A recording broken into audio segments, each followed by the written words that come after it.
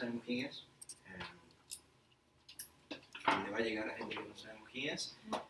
Así que si en algún momento ustedes ven pertinente hablar sobre un caso, hablar sobre algo que obviamente no, algo que sea pertinente, ¿sí? que venga a tema, que si ven que hay algo que capaz convenga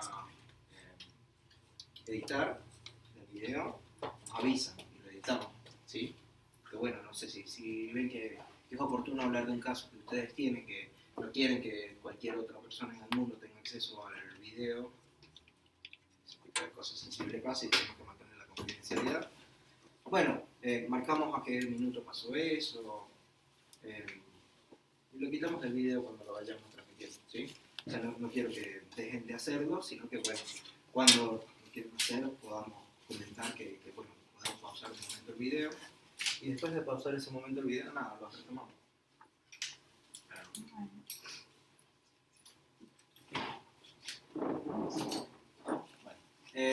Mi nombre es Félix Morales Montiel, soy psicoanalista, me gusta decir psicoanalista clínico, docente e investigador, porque para mí en realidad un psicoanalista es clínico, docente e investigador, si no, no es psicoanalista, ¿sí? Pero bueno, lo aclaro porque muchas veces no se sabe eso, no se piensa eso. Este va a ser el primero, bueno, la primera de 3 conferencias que vamos a dar, no sé si están al tanto de eso. Si no están al tanto, igual cae muy bien porque es la primera, entonces es una especie de introducción, ¿no? Van a requerir algún tipo de conocimiento que se haya dado, por ejemplo, que lo van a requerir los que escuchan la tercera conferencia. Bueno, que vamos a dar sobre una clínica del sentido, es decir, a partir de un concepto que yo domino el sentido, que después vamos a ir comentando, creo que se abre una clínica muy diferente a la que se concibe comúnmente, contemporáneamente.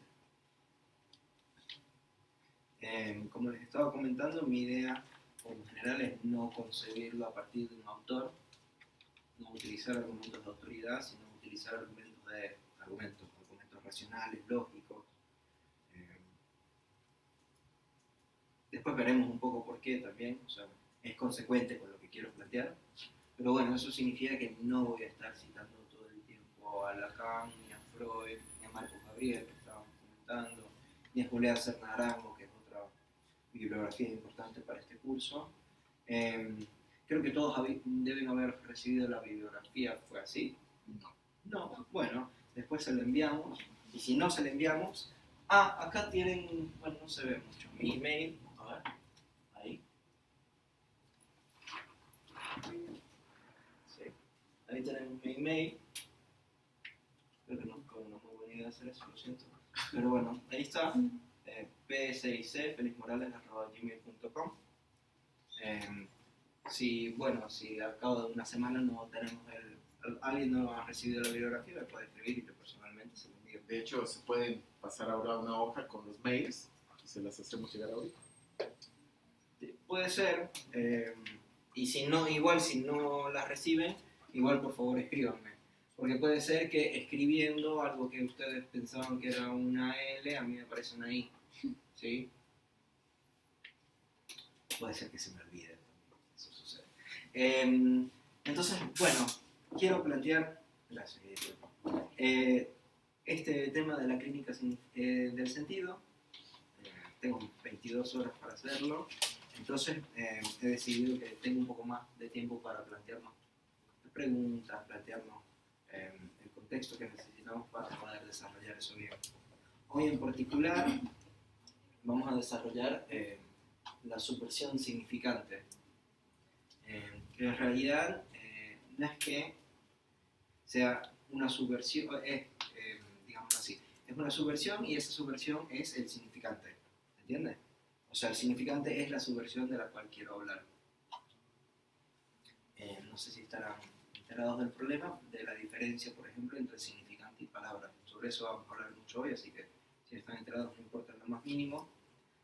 Sin embargo, lo que quiero decir es que el significante es un concepto que a nosotros nos permite trabajar de tal manera que nos aparezca una realidad diferente a la que normalmente nos aparecería con la palabra, que es con lo que normalmente nosotros trabajamos.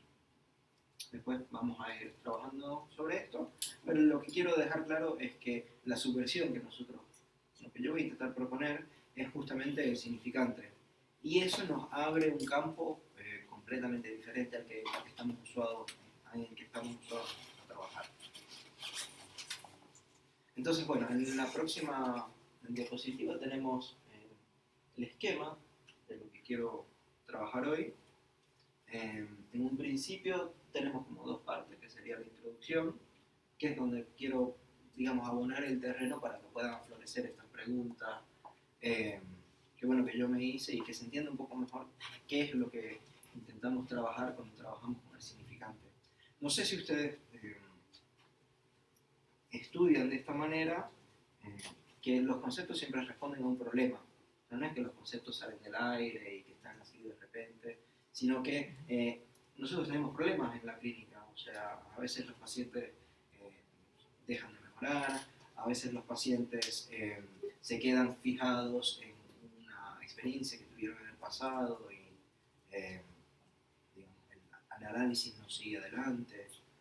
A veces nosotros no somos capaces de lograr las buenas preguntas que necesitamos hacer para lograr que los pacientes puedan dar ese otro paso. Entonces, si pensamos los conceptos como una respuesta frente a ciertos problemas que se nos puedan aparecer en la clínica, me parece que hace una clínica una teoría mucho más rica, en el sentido de que sabemos de qué estamos hablando, porque si yo de repente empiezo a hablar de goce, todos al final de las 5 horas seguramente vamos a estar hablando de goce, ese no es el problema. El problema es que después ustedes, puede ser que cuando lo vean en la clínica, no sé por qué están viendo el goce, porque estuvimos hablando como si fuera algo completamente disociado de lo que a nosotros nos pasa en el consultorio. Y justamente no. Mi propuesta es que los conceptos sirven para algo en el consultorio, pero para poder entender eso bien, entonces conviene saber qué problemas son los que estamos atacando. Entonces, bueno, tenemos la introducción y después vamos a hablar del significante. Eso no debería ser una sorpresa. Bueno, podemos seguir un poquito más. Yo en realidad por lo general trabajo con problemas fundamentales, que son, digamos, preguntas muy básicas, tipo ¿qué es el psicoanálisis? ¿Qué hace un psicoanalista? ¿Cómo puede mejorar un psicoanalista su práctica? No sé si ustedes alguna vez se han hecho esta pregunta, porque es una pregunta que pareciera estar un poco rechazada, porque es como si todos los psicoanalistas ya de por sí, por el hecho de ser psicoanalistas, hicieran su práctica perfectamente. Y a mí me parece que no. Me parece que de alguna manera u otra conviene ir afinando. Con mejorar, quiero decir, digamos, tener mejores resultados, una mayor cantidad de casos, en casos más complicados, y además que se pueda dar cuenta de aquello que uno está haciendo de una manera lógica. Es decir, que si yo, cuando si cualquiera de ustedes mañana viene, yo les presento un caso, ustedes me puedan preguntar, Félix, ¿y por qué dijiste esto acá? Y yo no responda con algo sin sentido, como pudiera ser por mi experiencia. Yo sé que a los pacientes, cuando ellos llegan tarde a consulta, hay que abrir la puerta y cerrárselas y cobrarles y decirles chao, cosa que pasa, ¿sí? Y ahora, yo no estoy diciendo que ese tipo de intervención no sea efectiva, que no pueda pasar, que en algún caso no sea lo ideal, ¿sí? O sea, que sea una intervención calculada, que pueda tener efectos muy importantes. No estoy diciendo eso, porque después caeríamos en un conductismo, ¿se entiende? O sea, la conducta de abrir la puerta, cobrarle y cerrar, eso quiere decir tal cosa. Eso no es lo que yo estoy diciendo.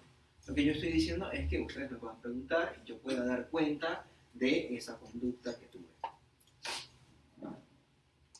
De una manera lógica, digamos. O sea, yo lo que estaba apuntando era esto debido a esta razón y tal.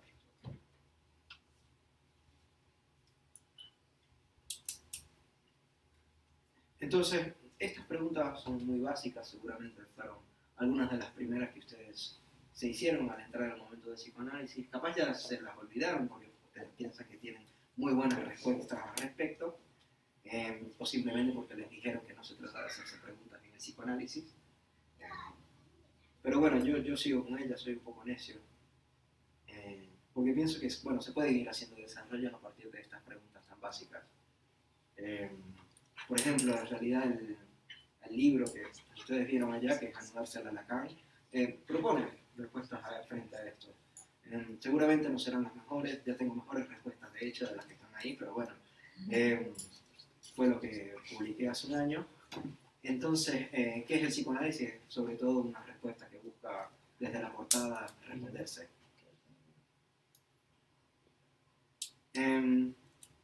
Entonces, este tipo de pregunta, o sea, que sea tan evidente que nos tenemos que preguntar por cosas como qué es el psicoanálisis y qué hace un psicoanalista, me parece que está relacionado con dos características principales del psicoanálisis que nos van a ser muy importantes, pero que también hacen difícil definir cualquier cosa, incluyendo el psicoanálisis. En principio es que trabajamos con elementos no objetivos, no evidentes y no medibles. ¿Se acuerdan que estaba haciendo ahorita una comparación con el conductismo? Ahí obviamente no, pues, nosotros pudiéramos decir, bueno, eso es operacionable, ¿sí? Abres la puerta, cobras, cierras la puerta, ¿sí? Todo ese tipo de elementos es los elementos que a nosotros no nos van a interesar.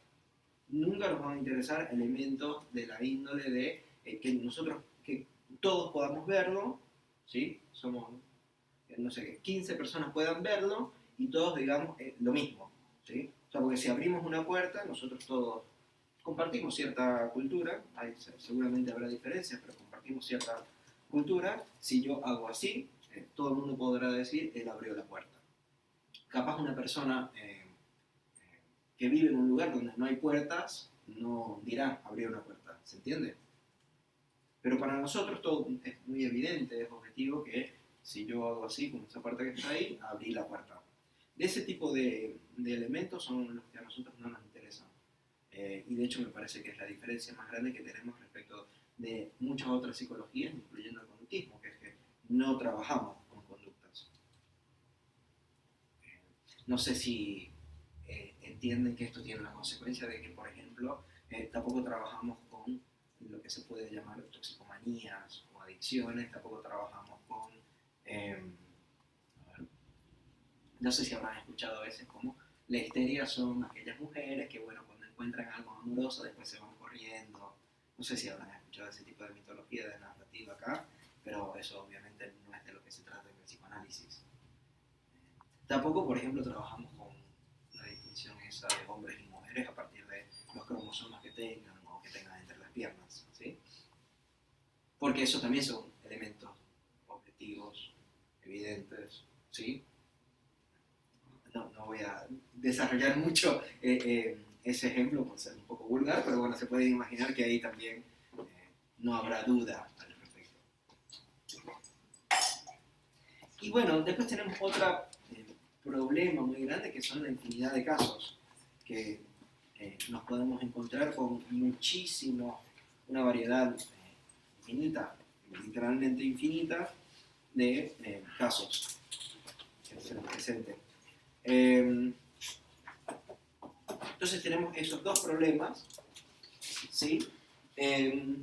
Pero tenemos otro problema que sí hace este tipo de teorización imposible, que sí hace responderse a estas preguntas básicas imposible, que es el rechazo a la teorización, a la seriedad, a la abstracción. Seriedad quiere decir, ¿no?, que estemos acá completamente serios y agarremos libros de esta antigüedad y leamos Hamlet, ¿sí? Y leamos solamente cosas que vienen antes del siglo XIX y que estén escritos por hombres viejos europeos. No se trata de ese tipo de seriedad. Sino se trata de poner en serie, es decir, de agarrar diferentes elementos y ver cómo se van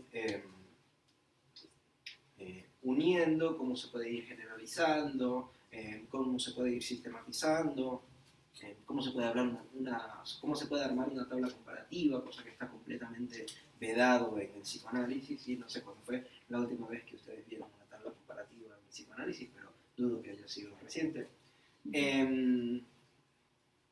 Entonces, no sé si ven que hay un rechazo completo a poder pensar el psicoanálisis de una forma seria en ese sentido. seriamente siempre se hace porque, bueno, tenemos ritos, ¿sí? De iniciación, entonces los psicoanalistas por lo general están bastante bien vestidos cuando vienen a hablar y tienen un aire de solemnidad, y, etcétera. De eso no es lo que estoy hablando, lo que estoy hablando es de que se puedan poner en serie los casos, que se pueda decir este caso se parece a este otro porque los dos pertenecen a una estructura histérica que tiene estos componentes que se pueden ver en estos casos así. ¿Se entiende? Ese sentido de seriedad. Entonces, eso obviamente hace responder a las preguntas de qué es el psicoanálisis, qué hace un psicoanalista, algo imposible. Porque ¿cómo vas a responder ese tipo de pregunta, bien teórica, bien abstracta, si rechazas completamente toda posibilidad de teorización? ¿Sí? Toda posibilidad de seriedad. Entonces, ahí responden qué es el psicoanálisis. Hay dos tipos de respuestas, las dos son muy divertidas. ¿Qué es el psicoanálisis y qué hace un psicoanalista? Lo responden tautológicamente. ¿Sí? Un psicoanálisis es aquello que hace un psicoanalista, un psicoanalista es aquel que hace un psicoanálisis. ¿Sí? Respuestas obvias e inútiles, ¿no? Porque eso no te dice absolutamente nada. Y por otro lado, te dicen la otra respuesta, no sé si alguno sabrá, a ver si alguno se aventura cuál es la otra respuesta muy común cuando se hace el tipo de pregunta de qué es el psicoanálisis o qué hace un psicoanalista, que de hecho ni siquiera responde la pregunta, sino que es una manera de evadir la pregunta. ¿Alguien sabe de qué estoy hablando acá? ¿Qué será la respuesta por la experiencia Claro, particular? te dicen, bueno, haz un psicoanálisis durante 10 años y sabrás. También es otro tipo de encontrarse con una teoría ateórica, una teoría completamente ateórica, rechazando constantemente todo tipo de teorización. Y eso es inútil, estamos sinceros. O sea, si tú quieres tener un paciente enfrente y la respuesta al fin y al cabo es por mi experiencia, no te sirve de nada. Especialmente porque no está claro cómo adquirir esa experiencia. ¿Sí? O sea, cómo se empieza a tener la experiencia necesaria para entenderlo. Por otro lado, esto tiene una consecuencia muy importante, que es que lleva a la soledad, al individualismo, a pensar en una experiencia pura, que en realidad esa experiencia pura también es una posición, diría, teórico-política, ¿sí?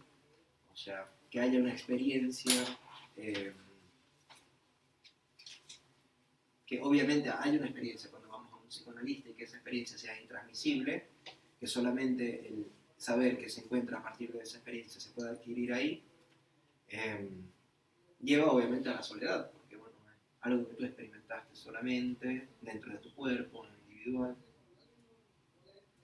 Entonces, en ese sentido, en tanto esa teoría teórica produce estos productos como la soledad, el individualismo, la experiencia pura, yo diría que es una teoría iatrogénica. No sé si conocen esa palabra, probablemente la utilice bastante y después la vamos a ver bastante gráficamente. Pero lo que quiero decir es que la cura más bien aumenta el problema. ¿Sí? La enfermedad solo se hace peor con el remedio. Porque si de por sí, no sé si ustedes tendrán pacientes, pero seguramente con sus amigos lo verán, o capaz hasta lo hayan visto en películas o en libros o algo así. Tenemos en nuestra sociedad, ahorita, contemporánea, actual, tenemos problemas muy grandes con la soledad, con el individualismo. De la soledad a la depresión no estamos muy lejos. ¿Sí? Entonces, si nosotros estamos planteando una teoría que no se puede comunicar con otros, que uno solamente puede vivir pasando por ella, que uno solamente puede conocer pasando por ella, y después no se puede comunicar con otros porque es algo que solamente sientes tú dentro de tu cuerpo, es una teoría que a ti te deja completamente solo. Y además, no sé si habrán visto la estrategia que tienen muchas veces los psicoanalistas al respecto, que es entonces hacer silencio, ¿sí? Para dejar al paciente aún más con su soledad. Entonces, si pensamos que el problema es justamente la soledad, el individualismo, etc., ¿cómo vamos a nosotros proponer una práctica donde dejamos al paciente más solo? Me parece que de eso no se trata. Felizmente este es un problema superable. Los otros dos no sé si son superables. O sea, si tenemos elementos no objetivos, no evidentes, no medibles, eso me parece que es algo intrínseco, algo indisociable del psicoanálisis. Sin embargo, tener una teoría teórica me parece algo completamente superable. Es muy obvio cómo lo superamos, que sería dejar de rechazar lo abstracto, lo teórico, lo serio y ponerse a trabajar. Eso es básicamente lo que quiero hacer con ustedes hoy. Y espero que por lo menos se hagan la pregunta de si eso es algo posible en psicoanálisis, si eso es algo que el psicoanálisis convendría adoptar. Es decir, si es conveniente que en el psicoanálisis se empiece a trabajar abstractamente, teóricamente, seriamente. O si no, si conviene más bien mantenernos en esta soledad teórica. Además, sin comunicación con otras disciplinas, porque con la manera que se comunica siempre es nosotros agarrando atrozmente de las otras disciplinas. Y pasa mucho, no sé si alguna vez habrán hablado con alguien de la disciplina de la cual el psicoanálisis comúnmente toma, como la poesía o algo así. Entonces el psicoanalista viene y dice, bueno, nosotros desde el psicoanálisis tenemos esta idea brillante, completamente nueva, completamente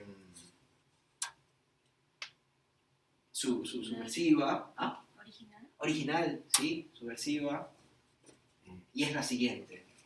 En la obra de arte no hay autor.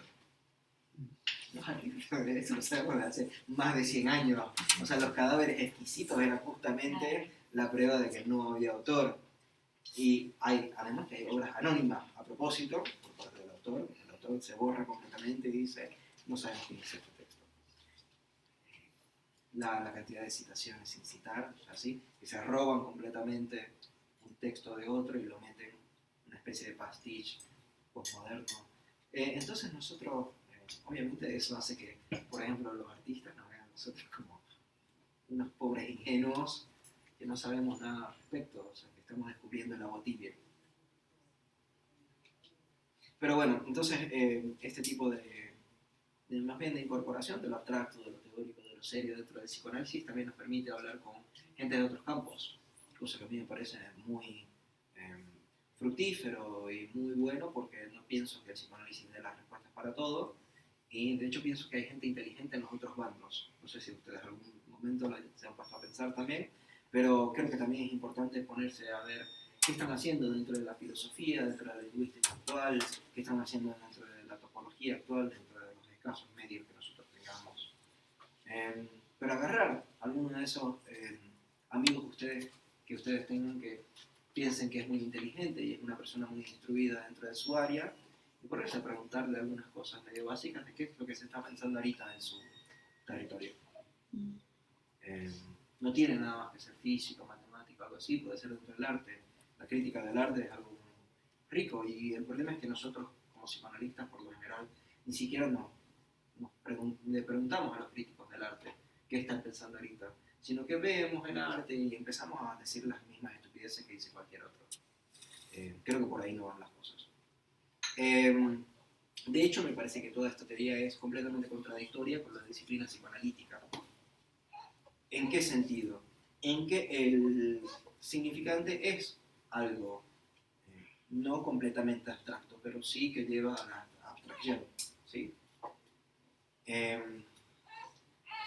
De hecho, tampoco se trata de algo completamente abstracto, ¿sí? O sea, esa división entre lo abstracto y lo concreto tampoco es una buena división, sino que más bien con el significante lo que vamos a ver es que se trata de algo que es diferente de sí, y en tanto diferente de sí tampoco puede ser un elemento completamente abstracto porque no hace una unidad material, ¿sí? Pues hablaremos un poco de esto, solo quiero que les vaya como sonando un poquito en los oídos.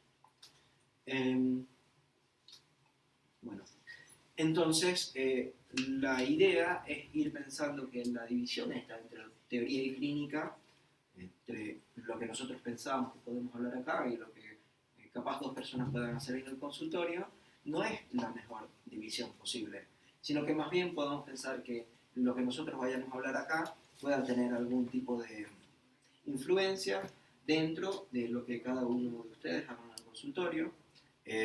Si se lo cuentan a un amigo, de hecho, capaz pueda tener influencia sobre lo que ese amigo hace en el consultorio, ¿sí? Sin él nunca haberme escuchado a mí ni haberme leído nada. Pero que a nosotros, por tener una teoría diferente, nos puedan aparecer fenómenos más útiles, más interesantes en el consultorio, y además no nos dejemos llevar por las pendejadas que normalmente nosotros pensamos. ¿Sí? Porque usualmente se piensa así, como que primero está lo concreto, primero está la práctica y después nosotros aprendemos de eso. Pero más bien capaz conviene pensarlo tampoco al revés, tampoco en el sentido de yo tengo en mí una especie de teoría que determina completamente aquello que yo veo y que me aparece, sino que hay como una especie de mezcolanza y una especie de mezcla ahí, donde la clínica permite, ¿sí?, a partir de la reunión entre lo que yo tengo como teoría y lo que se me aparece, permite formalizar algo. Justamente poder pensar que nosotros capaz podamos hacer mejores cortes, digamos así, y haga una mejor realidad. Es decir, en vez de estarnos preguntando si el... ¿Por qué es diferente? No sé si ustedes se han puesto a pensar que obviamente hay diferencias en el psicoanálisis, pero lo que es importante ver es cuáles diferencias son importantes y cuáles no. Por ejemplo, para darles un caso muy ambiguo, muy polémico actualmente, que sería el psicoanálisis por Skype. ¿Sí? ¿Se puede o no? Psicoanálisis en vía web, online, videollamada. Si se puede hacer psicoanálisis ahí o no. Y ustedes cualquiera podrá levantar la mano y decir, bueno, pero es que es distinto cuando tienes a la persona enfrente y cuando la tienes online. Todo el mundo va a tener que conceder que sí, obviamente es distinto cuando tienes una persona enfrente y cuando tienes una videollamada, que lo que tienes en la computadora. Eso es obvio. ¿Sí? Pero ahora, esa diferencia hace una diferencia esencial, hace que no se pueda hacer psicoanálisis ahí. Gracias. Porque, por ejemplo, si yo a ustedes les digo, es diferente, que ustedes, para poner un ejemplo más polémico, es diferente que tengan un paciente hombre y un paciente mujer enfrente. Sí, obviamente, ¿sí? O sea, es diferente. Tener un hombre enfrente y tener una mujer enfrente es diferente. Tener dos hombres diferentes enfrente también es una diferencia, ¿sí? Tener a Pablo enfrente y tener a Juan enfrente es una diferencia. Ahora, esas diferencias son importantes. ¿Es importante que el paciente sea hombre o sea mujer? Ahí yo diría que no, ¿sí? Me parece que es una diferencia, ¿sí? Obviamente es una diferencia. ¿Es una diferencia importante? No. Otra diferencia más trivial, más estúpida aún, para que vean cómo las diferencias también pueden no ser para nada en lo más mínimo relevante. ¿Es lo mismo hacer terapia un martes que hacerlo un jueves? No. ¿Sí? O sea, un día es un martes, un día es un jueves. Justamente sí, son 2 días diferentes de la semana. ¿Eso influye? No, obviamente no influye en lo más mínimo. Capaz en algún caso sí puede influir, ¿no? Capaz en algún caso el moverle, capaz en algún caso, no sé si habrá entendido esos casos donde siempre ponen la cita el viernes porque lo que piensa que se hace un análisis es hablar de lo que pasó en la semana, ¿sí? Entonces cuando va el lunes, como no ha empezado la semana todavía, no tiene nada que hablarte, ¿sí? Puede ser importante que sea un jueves o que sea un martes, justamente por otras coordenadas que tenemos, porque puede ser que el lunes te diga no, pero no ha pasado nada, no tengo nada que hablarte, porque piensa que va el viernes justamente para hablarte de qué pasó del lunes al viernes, ¿sí? Yo creo que eso es pensar en representación. Sí, y Como, pues no pensar como en matemáticas, ¿no? Está bien, porque O sea, lo que estás diciendo... Te quedas con la mitad de la escritura del sentido. La mitad, no entiendo, la mitad de qué. Sí, o sea, la decisión de esa persona es un ejemplo, ¿no? Un millón. Sí. Pero al final tú te quedas con solo la representación de ese sentido. sacó la superficie. A ver, lo que estás planteando es que este tipo de diferencia entre, por ejemplo, hombre o mujer, o entre martes o jueves, no nos es importante porque es muy superficial, No, ¿no? A lo ver. de lo último, Ah, que no tenía nada que hablar, por ejemplo. sí, O sea, tanto para la persona como para el analista, sí. se queda como la mitad. Claro, Una a ver, representación, pues, por encima. claro, de hecho lo estoy diciendo porque capaz convendría hacer una intervención ahí para poder dejar de pensar que el psicoanálisis se trata de ir a hablar de lo que pasó en la semana. Ujú. Pero a ver, a lo que quiero llegar es que en general no es diferente, o sea, no es importante esa diferencia entre martes y jueves, pero eso no quita, porque por ejemplo, matemáticamente no lo es. O sea, de hecho, matemáticamente no existe ni martes ni jueves. Ujú. Eso, ¿verdad? Es una construcción social completa. ¿Sí? Pero al mismo tiempo, no hay por qué desdeñar eso, porque las construcciones sociales son muy eficientes. Eh, por ejemplo, todo el tema del machismo es una construcción social. Y eso no quita que sea muy eficiente en el sentido de que tenga muchos efectos Ujú.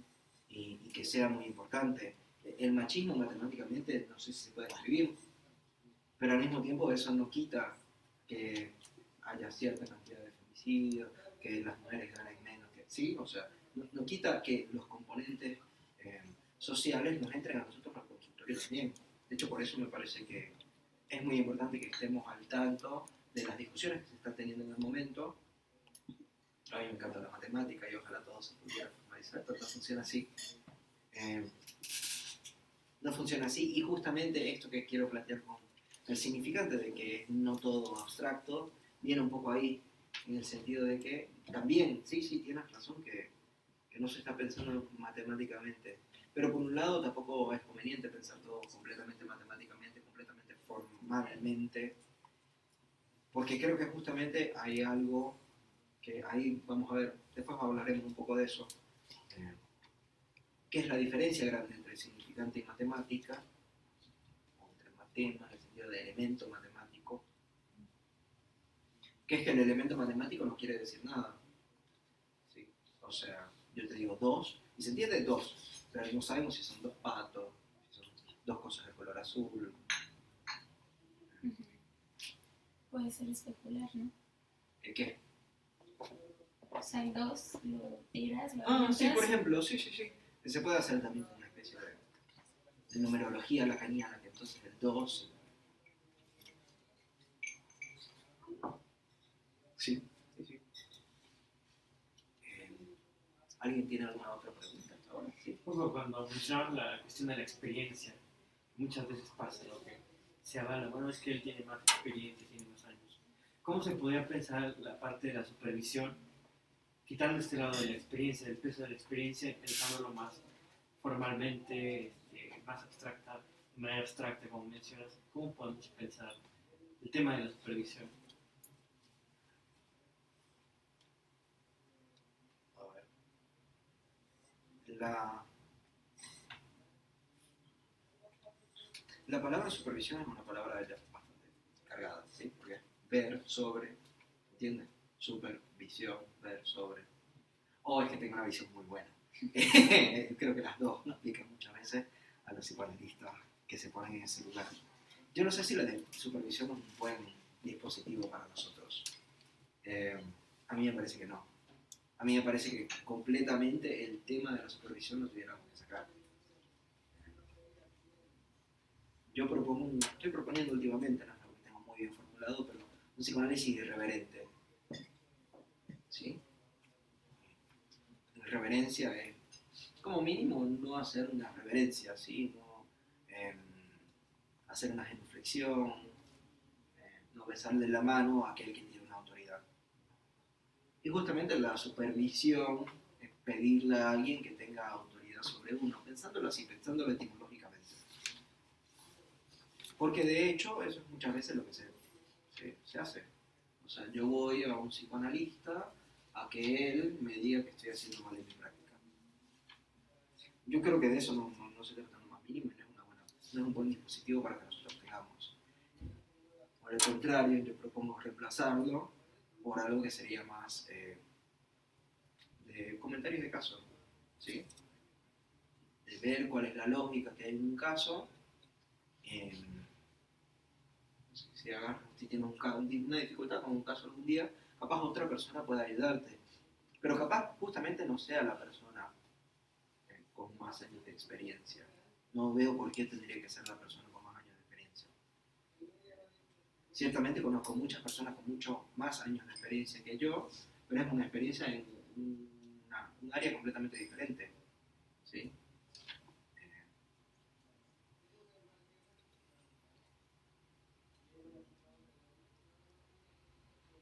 La mayoría de los descubrimientos, por ejemplo, de los matemáticos, los hacen antes de los 30 años. Es decir, que son los que tienen menos experiencia.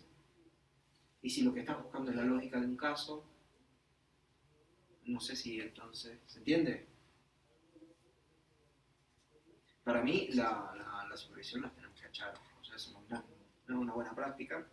Y capaz sí, no estoy diciendo no dejar de pagarle a esa persona para comentar el caso, no estoy diciendo que tiene que ser como una guerra de por medio, ¿sí? Puede ser algo, un consultorio, por videollamada o lo que sea, pero que no se trate como una supervisión de yo vigilar qué estás haciendo tú en mi consultorio. Sino más bien ver cuál es la lógica que se está desarrollando dentro del consultorio, en el caso, y ver cómo se puede quizás mejorar.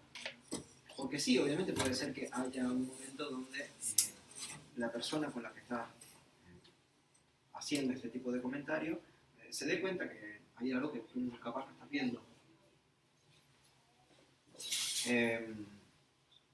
¿Responde eso tu pregunta? Creo que sí. Ok, ¿algo más? Bueno, igual es una buena pregunta porque la próxima cosa que queremos hablar es la relación entre la teoría y la clínica, que justamente viene con esto, o sea, que bueno, que trabajamos con elementos no todos abstractos, es una diferencia muy grande que tenemos con la matemática, que son completamente abstractos. Y yo quiero hacer una propuesta en cuanto a la clínica y en cuanto a la teoría. En cuanto a la teoría, que obviamente tiene efectos sobre la clínica,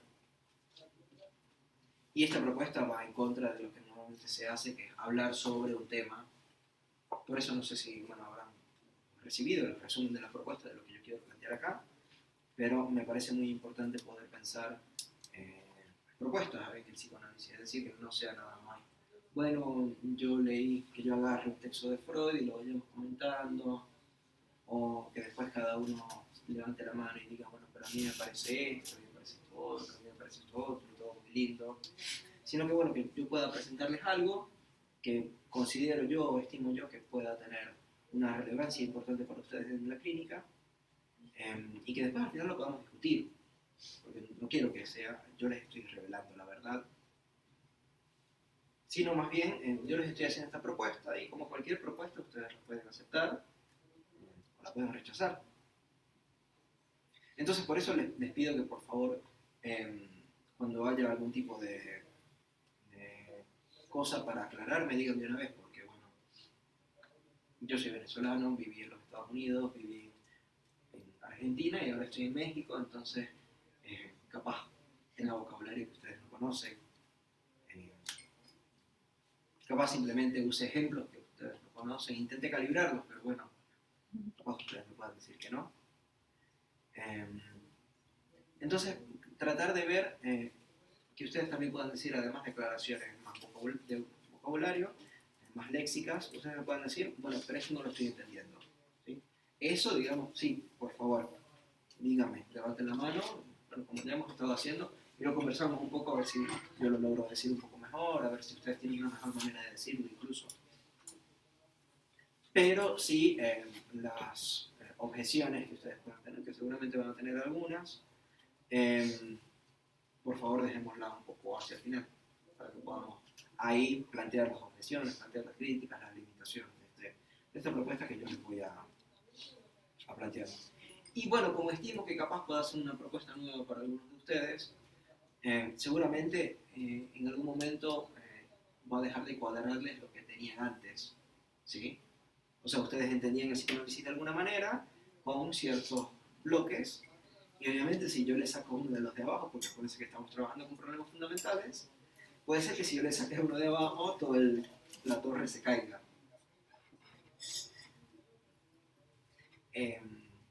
Entonces, el tipo de pregunta de ¿y ahora qué? También capaz la podemos dejar al final, porque bueno,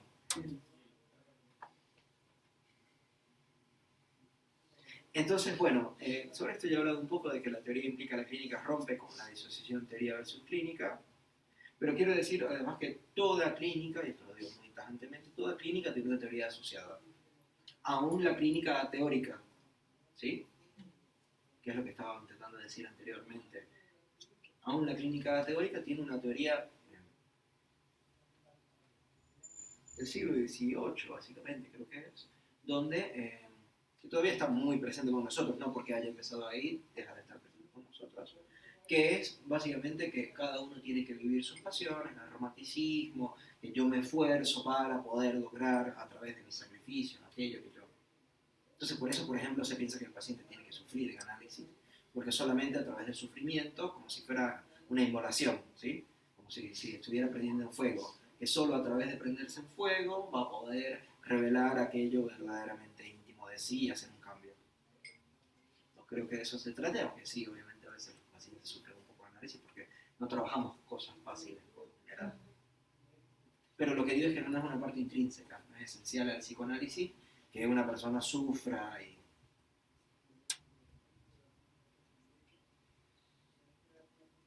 Entonces, bueno, el límite de que la teoría presente una clínica es decir, que me atengo exclusivamente a lo que se me aparece tal cual aparece, ¿sí? O sea, mi teoría es rechazar sistemáticamente la teoría, lo que hemos estado hablando.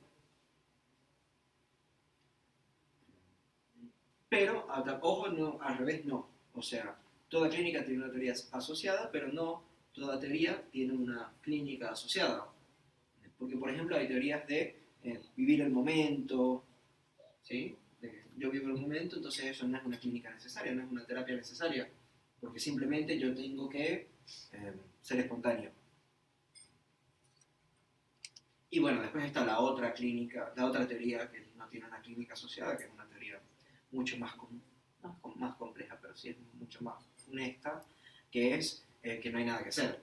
O sea, naciste con esta cantidad de pulsión de muerte en ti y ninguna cantidad de análisis va a hacer eso cambiar, entonces da igual más o menos si vas a análisis o no, porque esa pulsión de muerte no va a salir de ti.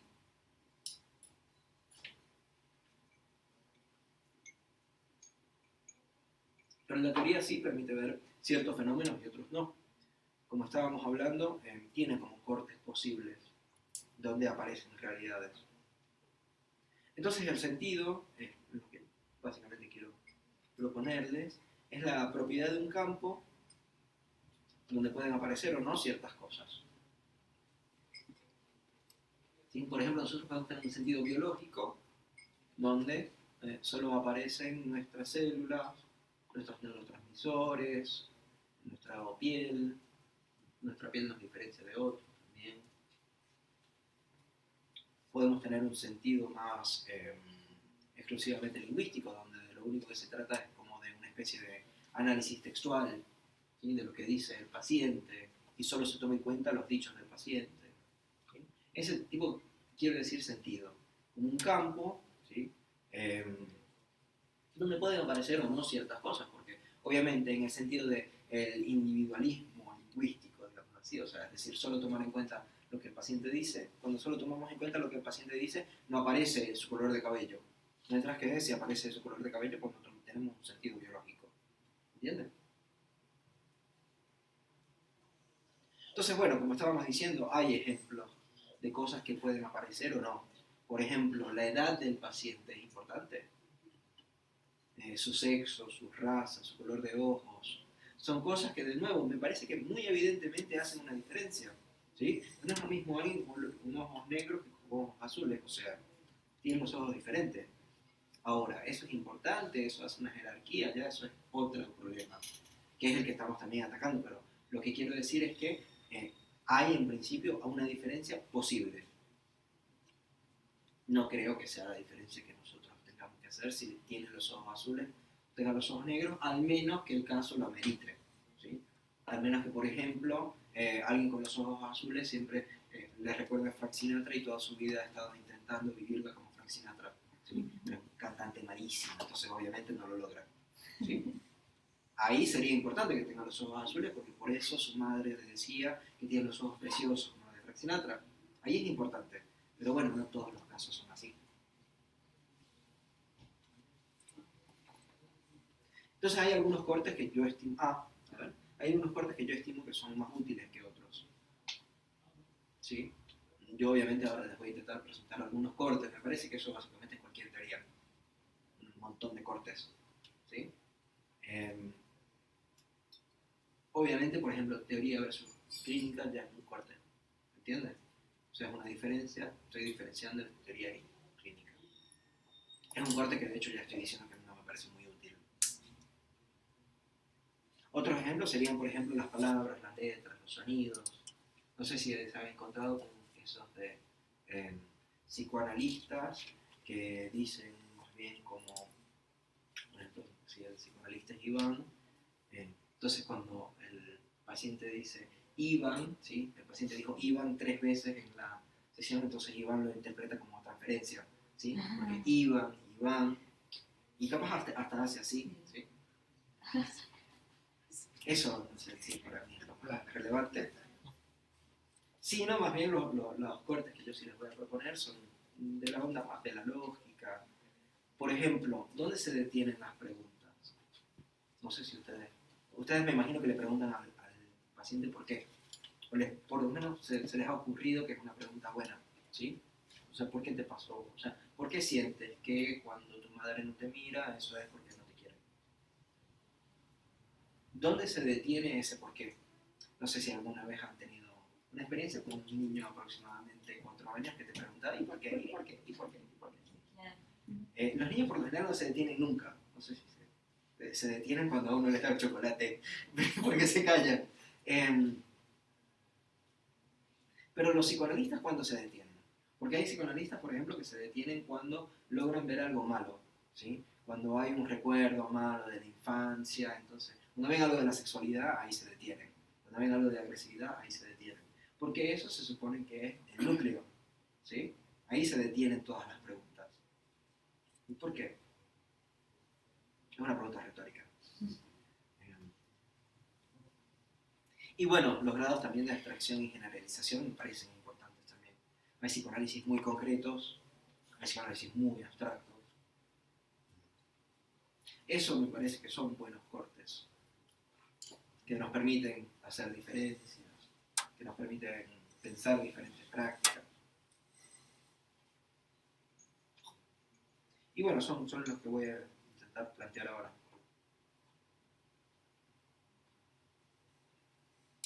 Se ve que, digamos, lo que quiero que puedan ver acá es que hay diferencias, hay muchísimas diferencias, y nosotros más o menos que tenemos que escoger un sentido, y con sentido quiero decir una cantidad de diferencias posibles que hacen aparecer cosas, ¿sí?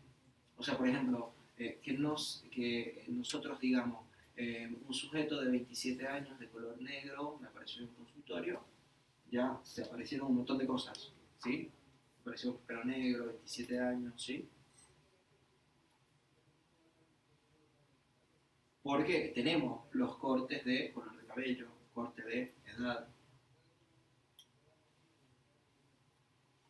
Esos son los más fáciles. Después otro ejemplo es un caso donde la detención siempre se daba en la muerte de su padre. Y me parece eso un caso psicoanalítico mucho más interesante. ¿Entiendes? Porque de que tenga 27 años y tenga cabello negro, a mí no me dice absolutamente nada. Que siempre se detenga en la muerte de su padre sí me da algún tipo de indicio clínico, ¿sí?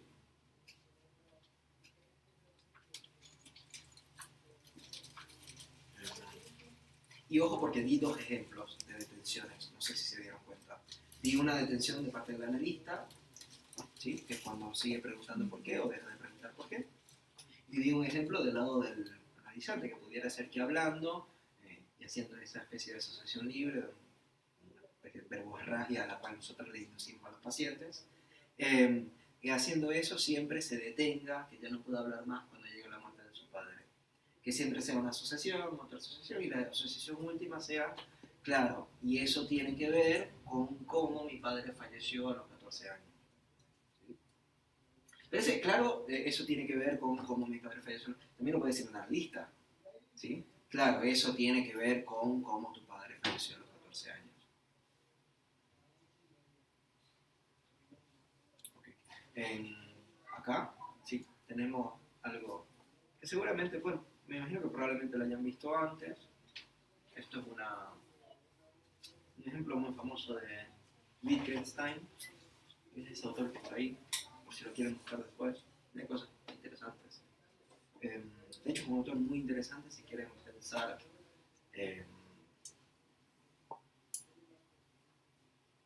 todo este tipo de representación. ¿Sí? El primer Wittgenstein, creo yo que hay dos momentos donde hay como la culminación del proyecto representacionista. Representacionista es básicamente que yo agarro un papelito, ¿sí? Y le pongo un nombre, retroproyector. Acá se dice retroproyector. Proyector. Mesa es más fácil, ¿sí? Entonces tengo un papelito que dice mesa. Entonces esto es mesa, ¿sí? O sea, una correspondencia entre las palabras y las cosas. Creo que la culminación básicamente de eso es el primer Wittgenstein, y también, bueno, no sé si lo han puesto a pensar, la informática. Pero bueno, lo que quiero decir con esto es que pudiéramos hacer la... ¿Cuántos la habían visto antes? O sea, ¿cuántos lo están viendo por primera vez? Ok, está bien. Hagamos este ejercicio que siempre es muy divertido. ¿Cuántos vieron un conejo la primera vez que lo vieron? ¿Ok? ¿Cuántos vieron un pato? Sí. En verdad, esta vez vieron mucho más patos que conejos. Pero bueno, lo que quiero decir es que, como podrán ver, es una imagen reversible donde se puede ver tanto una cosa como la otra. Y ahora, si yo les pregunto, ¿esto qué es? ¿Sí? Esto aquí. Los que vieron el pato me pudieran decir el pico. Los que vieron el conejo me pueden decir son las orejas. No sé si se puede preguntar, ¿y cuál de los dos es la verdad? Me parece que dentro del sentido del conejo serán unas orejas, dentro del sentido del pato será un pico. Porque además hay un tercer sentido que creo que todo el mundo levantó la mano, así que nadie lo pensó. Pero hay un tercer sentido que nosotros por lo general no vemos porque somos humanos, que es, en realidad son un montón de píxeles que está produciendo el proyector. ¿Sí? Ese es otro sentido posible, que sería un sentido mucho más material. ¿Sí? Si fuera en un libro, pues sería la cantidad de tinta dispuesta de esta manera, en las coordenadas, ¿sí? Esto capaz se le puede hacer como una especie de mapeo, de que entonces le puedo decir a cualquier computadora que agarre y ponga estos puntos de tal manera y lo va a hacer igual. ¿Sí? Eso quiere decir que es otro sentido posible. No es el que nosotros normalmente vemos. Nosotros normalmente vemos un conejo o un pato, pero alguien pudiera decirme, como cuando se hace ese chiste de esto no es una pipa, ¿sí? Han visto, hay una obra de arte, que la obra de arte es difícil explicarlo porque les cuento el chiste de una vez, pero la obra de arte es un dibujo de una pipa, entonces se le escribe encima esto no es una pipa porque es un dibujo de una pipa.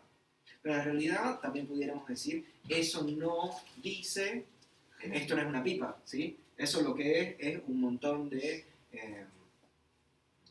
tinta sobre un papel. ¿Sí? Pues tampoco son palabras. Ya que sean palabras, es un corte que nosotros podemos efectuar, que existan las palabras. Con esto lo que quiero mostrarles es un poco el tema del sentido que permite aparecer ciertas diferencias y no otras. y que una misma, digamos, cosa puede tener diferentes sentidos. Bueno, podemos seguir. Acá tenemos entonces que, claro, acá lo que agregué fue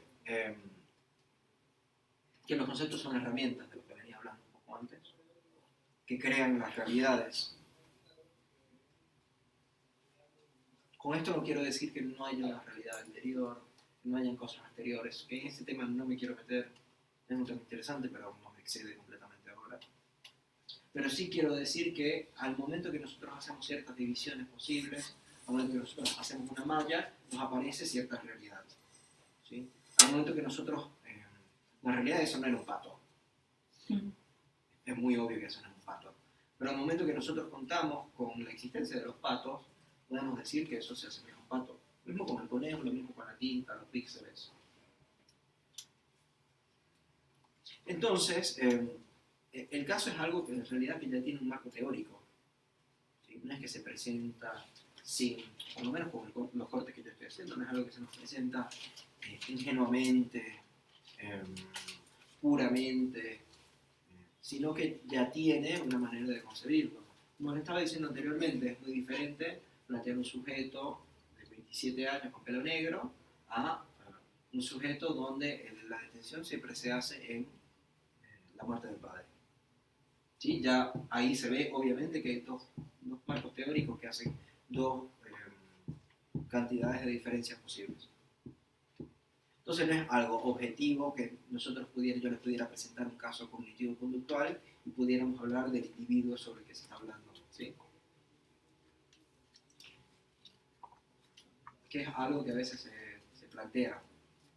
Así como que el psicoanálisis pudiera versar sobre todo lo que existe. Estoy en contra de ese planteamiento. Entonces, el concepto sería algo que puede causar otra división, que incluso, si pensamos que nosotros sufrimos por este tipo de cosas, por este tipo de división, por pensar, por ejemplo, que todo es mi culpa, eso sería una división posible, ¿sí? Todo, la detención siempre es mi propia culpa. Algo bien superyoico. Si la división se hace ahí, me parece que hay un sufrimiento asociado, ¿sí? O sea, pensar que todo siempre es mi culpa te produce un sufrimiento muy grande. Entonces quizás si tenemos otra división, donde no siempre todo sea tu culpa, entonces se pueda hacer otra modalidad de sufrimiento, donde ese sufrimiento, que es un poco excesivo, que es un poco demasiado, ya no esté más. ¿Se entiende? Porque ahí o hay un pico de pato o hay unas orejas de conejo, pero no hay los dos a la vez.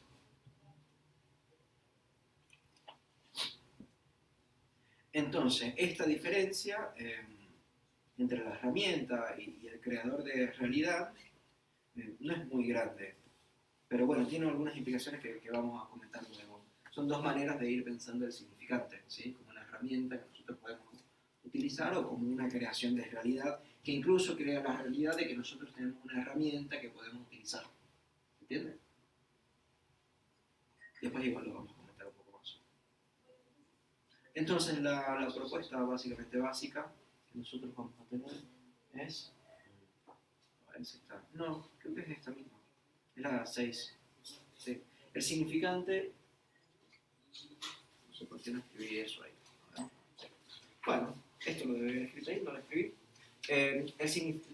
La propuesta principal que quiero hacer del significante, después la escribo en la pizarra, es que el significante permite realizar cambios en un caso de tal manera que se elimine el sufrimiento asociado. Voy a escribir.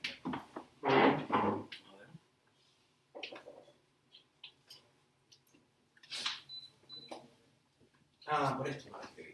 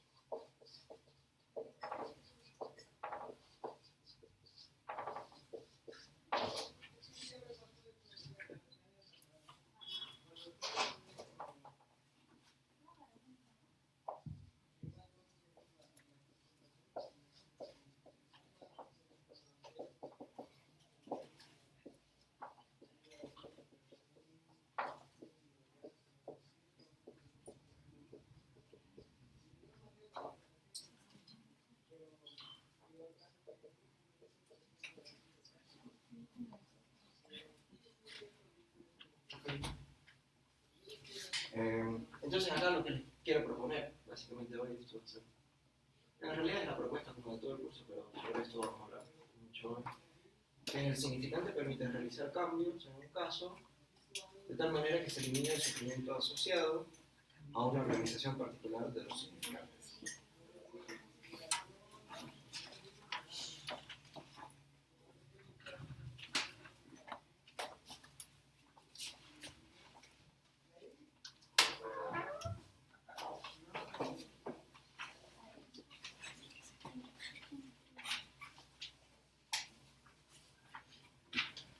Entonces, bueno, a ver, capaz podemos hacer lo siguiente.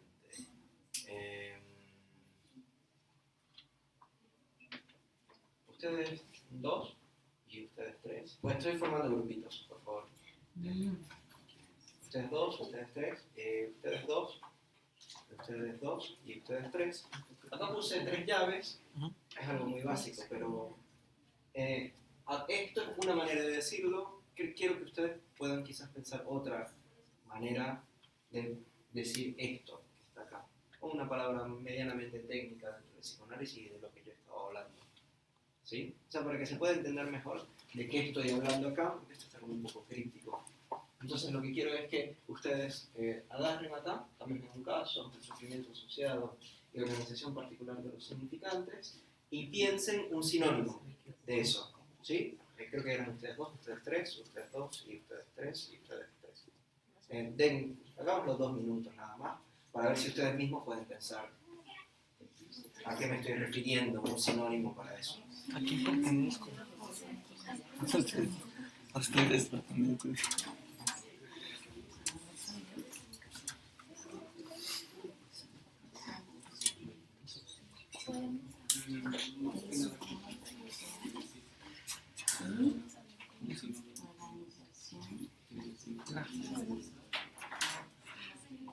Cambios en el caso.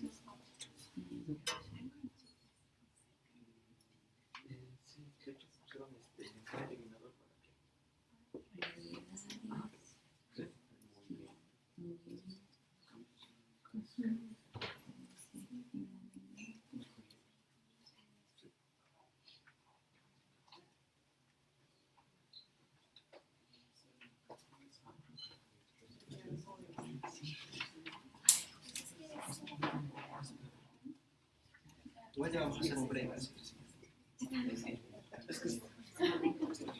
¿Ya tienen sus respuestas definitivas? No. Ok, entonces hay un momentico más. Mis parciales me definirían. Movimientos. Ok. No, pero cambios en un caso. Estamos pensando que eso, cambios en un caso. ¿Qué sería?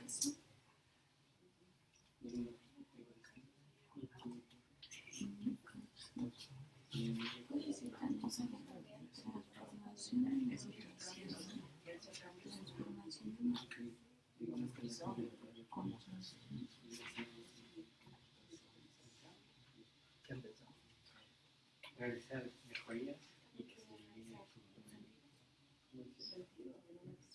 elimine Transformación en una situación. Y la organización particular. Me aproxime al caso. ¿Saben qué? Trabajen ustedes 5 juntos. Luego, sufrimiento asociado. ¿Qué? Sufrimiento asociado. Acuérdate que es cambios en un caso, todo eso. Cambios en un caso, ¿qué sería? Que se queja implica. Trabajen ustedes 5 para ver si Y la última, organización particular de los significantes. Ya no vamos falta el último. ¿Qué están pensando? Cambios en un caso, transformación de situación. Ok, pero lo estás complicando más aún.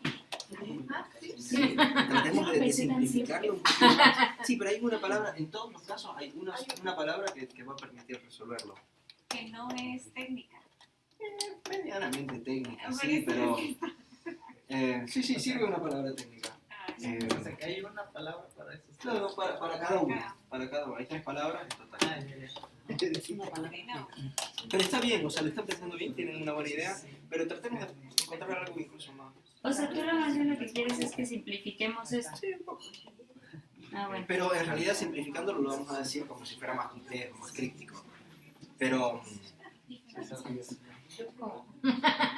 con una sola palabra. Piensen en una sola palabra de cuál sería una definición de transformaciones de una situación clínica.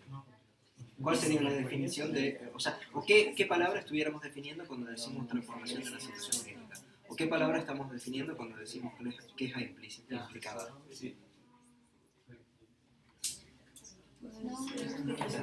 cambio de mejoría. Y que No tiene que ser mal. O sea, es como acción. Ok, pero estamos buscando uno para cambios en un caso, para todo eso, para cambios en un caso. ¿Qué sería cambios en un caso?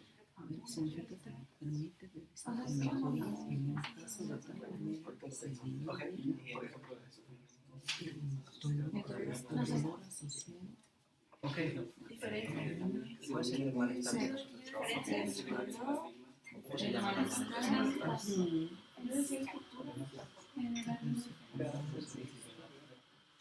No, yo lo dije. ¿Cómo llamamos malestar? Asociado, ¿cómo lo llamamos? Porque depende. Sí. O sea, es asociado. Pero sí, el malestar asociado algo así. a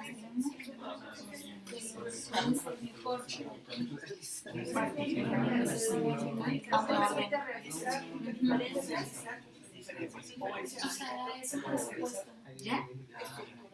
Ya, ahora sí ya te amo. Ok, es verdad eso, pero a ver, y con su propio asociado.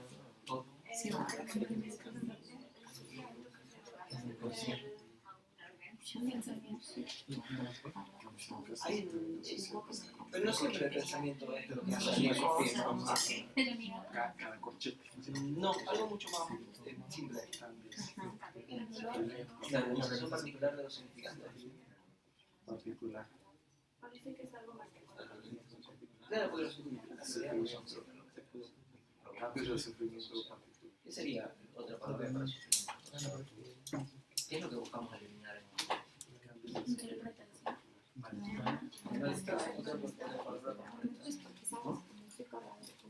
¿Sí, sí? No, soy otra palabra que normalmente llamamos cosas.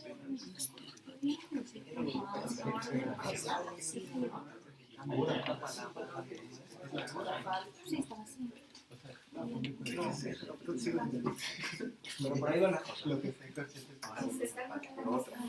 Mira, los respuestas mejoría significa que permite realizar una mejoría de tal manera que se elimine el malestar asociado a un orden.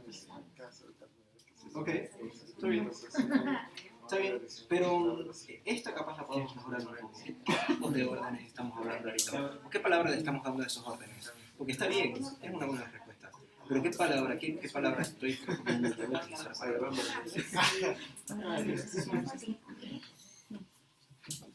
a ver cómo va. Pues la primera es la que estamos A ver, ¿cuál es la segunda? Creo que ya me la dijiste. Que de entrada no la tercera nos da figuras, respuesta de qué es. Ok, sí, sirve. Está bien, estoy utilizando incluso otra palabra para decir que está bueno. la primera es la que significa Pero en secuencia implica cambios de asociar una forma de entender la vida. Porque básicamente podría llevar a la referencia de Bueno, voy a irles preguntando. Si quieren, es voluntariamente, así que sí. Entonces acá tenemos el significante permite realizar. Aquí habían dicho que mejorías. Mejoría. Está bien. Sí, no sé quién dijo eso, pero esa es más o menos la palabra que estoy buscando. Cura. ¿Sí? O sea, porque el problema que tenemos con mejoría es que mejoría puede ser como muy poquito, ¿sí? Claro. Justamente lo que yo estoy buscando plantear es que los cambios en un caso son cambios estructurales, son cambios mucho más grandes, que son cambios mucho más importantes, que por ejemplo que tenga que, no sé, piense que es culpa mía el 100% del tiempo, que eso lo piense 10 veces al día o que lo piense 9. Eso es una mejoría, creo que nadie negaría eso, pero mejor aún sería una cura, ¿sí? O lo que yo había pensado era tratamiento.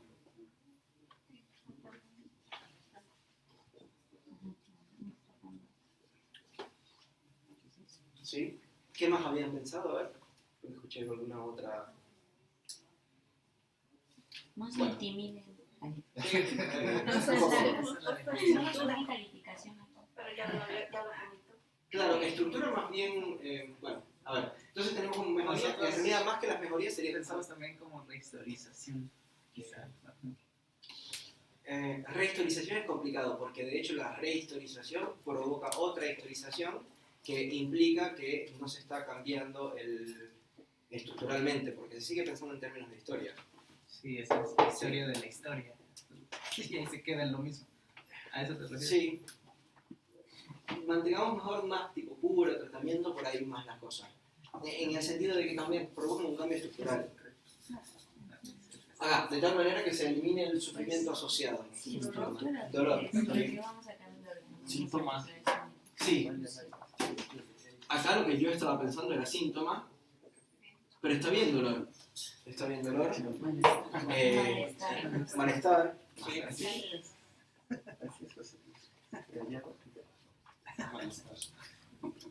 ¿Sí? Bueno, a una organización particular de los significantes, ¿ustedes habían dicho? Realidad. Está bien. Una realidad. Bien.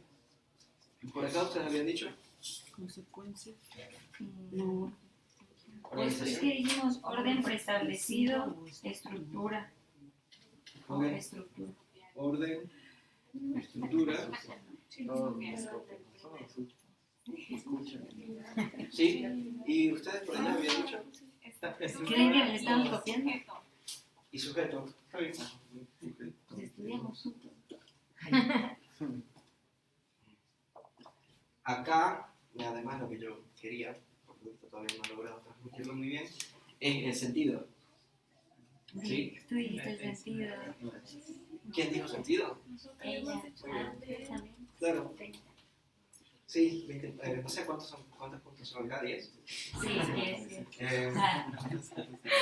Claro, entonces, a ver, esto sería una manera de decirlo, y ya de por sí es de crítica, pero si les hubiera tirado algo tipo, el significante permite realizar el tratamiento de tal manera que se elimine el síntoma que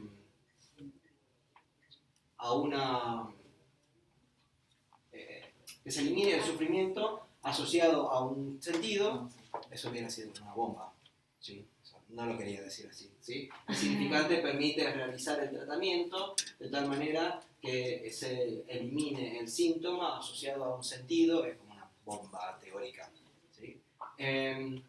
Pero bueno, si decimos el significante permite realizar cambios en un caso, de tal manera que se elimine el sufrimiento asociado a una organización particular de los significantes, me parece que se entiende un poquito más, ¿sí? Todavía, bueno, tendremos que poner muchos más matices.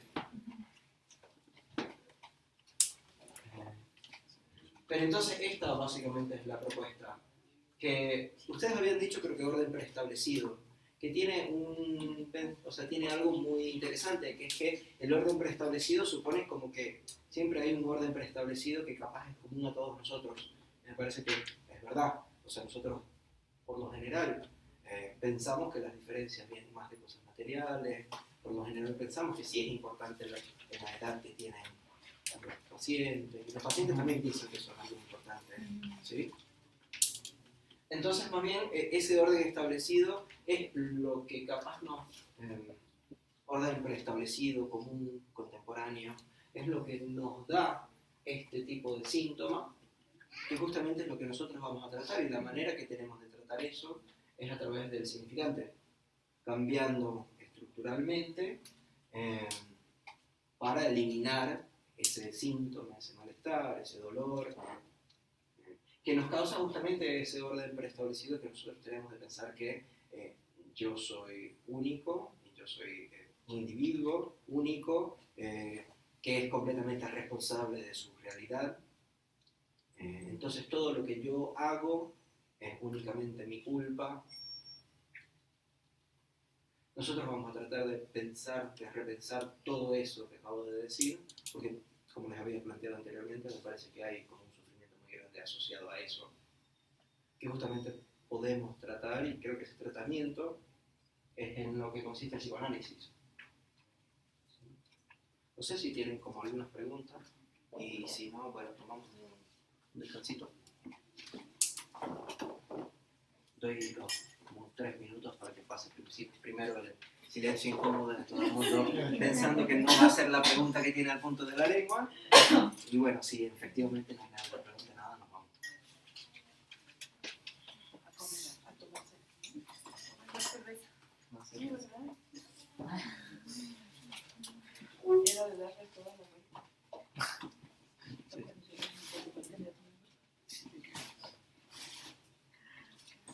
¿Alguna pregunta sobre lo expuesto hasta ahora?